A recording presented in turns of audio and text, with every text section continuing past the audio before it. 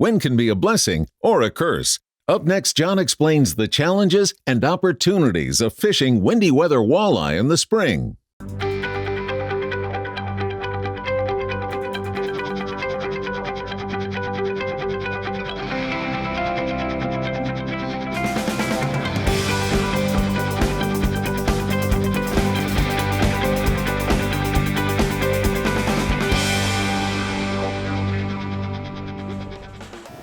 That was quick. Hooked up. First fish of the day. Feels like a pretty decent fish too. You know, the wind is gonna just howl today. And I knew that this morning. I mean, the forecast is for huge wind today. So I had to look at how I was gonna fish and kind of try to put myself in a position where I could be successful today, catch fish, but at the same time, be able to have the boat control I need and know where fish were gonna be. So one of the things I do right away when I see a wind forecast in the spring like this one is I look at where are fish gonna be congregated, okay? Because ultimately, wind will push these fish together. There is no doubt about it. Walleyes like that one right there, he's not the only one there. There's a bunch of them on this rock pile I'm on. But what I did, look at that. Boy, that just fell out of his mouth. Look at that, what a great way to start the day. But here's the thing about this. The scenario right now can be really, really tough, and yet it can be really, really easy. And here's what I mean by tough. In some respects, what's gonna happen today is it's gonna be a little bit tougher to find fish because they're not gonna be scattered all over. You're not gonna get away with just drifting a big long piece in the spring. Now as summer comes on, more of these fish will scatter, and when the wind blows, that'll turn them on and you can drift a big long piece. But early in the spring, I'll tell you what, these fish, they're coming off the spawn, they're gonna leave shorelines and they're gonna be packed up. And when the wind blows, they are gonna get together and they're gonna be in tight little areas. In fish like that one right there, I mean, man, I saw him, we set the boat up, and boom, we had him. And it's because they're aggressive, they're hungry, but they're all in a group. And when you can find them in a group like this, it makes it a heck of a lot easier. Let's get beta back up, see if we can't find us another one. That's a great way to start. I'll take that. Hadn't even dumped the leeches in the leech tamer yet. We'll get back in the water and then we'll do that too. Great, great way to start a day of fishing. There he goes. Got him.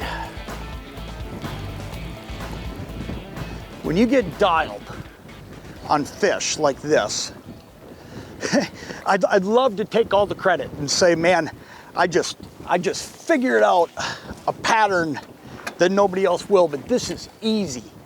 And I'll tell you what makes this pattern so easy. Play the wind. Pick structures where these fish are gonna stack up. And that's what I've done here. So here's what's going on. These fish are coming off the spawn. So the first thing you're gonna look at is understanding that these fish are just coming off ashore. So if they're just coming off ashore, look at that, he got himself unhooked in the net. There's a jig right there, yep. If they're just coming off ashore, that fish right there, he's gonna come out, and when the wind blows, he's gonna go from being scattered around a little bit to stacking up right on top of something. And he's here with a whole bunch of them. I'll guarantee you the fish I'm catching right now were scattered out all around this thing. And all of a sudden that wind comes up and it congregates them on it. And that's why we're fishing it. So first thing you're looking for is some of that offshore stuff where some wind's gonna get into it. Second thing is making sure you got a spot that's fishable in the wind. Today it's gonna blow 15 to 25. So I had to pick a spot that was pretty fishable. And this one looked like it to me, like I was close enough to shore, close enough to the right direction of the wind that I was gonna be okay.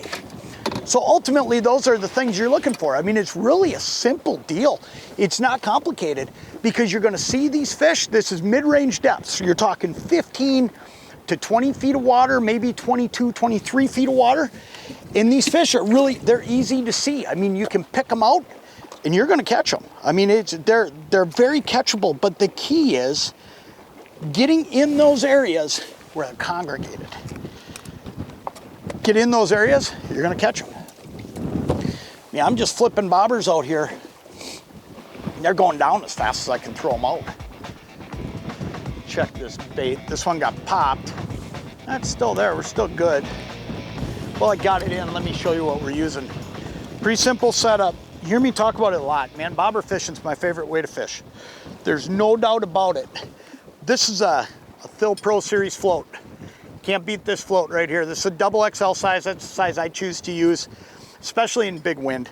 What's great about this float though, it's made out of premium balsa. I mean, it sees everything. There's no doubt about it. Single split shot instead of two, because if you put two on there, two smaller ones, they get going like this and they get going like that. And here's what happens. You end up with tangled lines.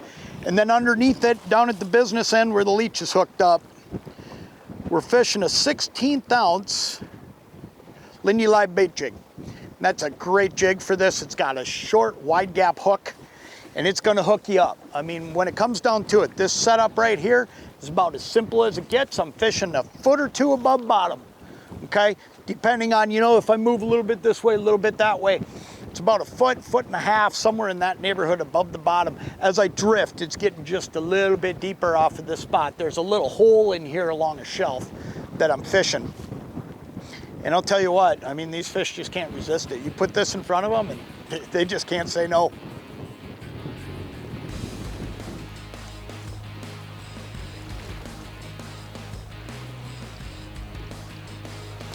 Got him. Had a lot of slack out there. Got pretty lucky, he swam back at me. Actually, I don't know that I had slack out there as much as this fish just kept coming back at me. You know, one of the things I'll point out, and I say it all the time, back when I was guiding, even now when I'm fishing for fun with the family or friends, keep that rod tip up. When you got a bobber down and you're reeling to a fish, keep that rod tip up. If you keep the rod tip up, here's what happens. Two things. One, that fish decides to go the other way. If he does that, he's gonna hook himself because you got that rod tip up and he's gonna bend it over. Number two is you can see it. You make it visual. If you aim the rod at him, what happens is you're making it all feel, and there's a good chance this walleye would have felt me before I got to him. So by making it visual, holding that rod tip up, I can see that rod tip start to bend, and I know that that fish right there is right there. I've got my slack out. It's time to set the hook. That right there will help you get so many more fish. Back when I was guiding, I'd tell guys that, you know, and by the third time I'd say it during the day or during the morning right away, everybody get it, and now they'd be telling each other, get your rod tip up. If you got your rod tip up, a lot of good things can happen, because if the fish tries to go the other way, like I say, he'll hook himself, or you can see him while you're trying to reel the slack out.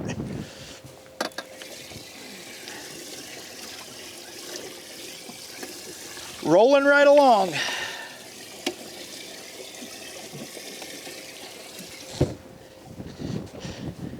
They're biting pretty good. They're congregated. You know, you get fish congregated like this, you can sit and do what we're doing. It's just fun. It's just fun. I'm always shocked that I don't see more people bobber fishing, because when it comes down to it, using a float, man, I'll tell you, it's just a productive way to fish, because you keep putting that bait right in front of that bunch of fish so easy without having to drive over them, drift over them. You're in the strike zone nonstop because you're hanging that bait right in front of them.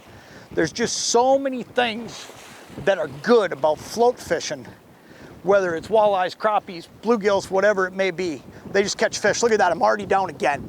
Look at that, right there.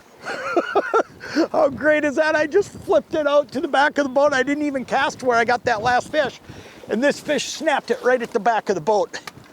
That's how fast this is happening. Man, that's phenomenal. That's so cool. Another great eye. Need a little more. Come here, buddy. Oh yeah, good fish. Look at that. That is just awesome.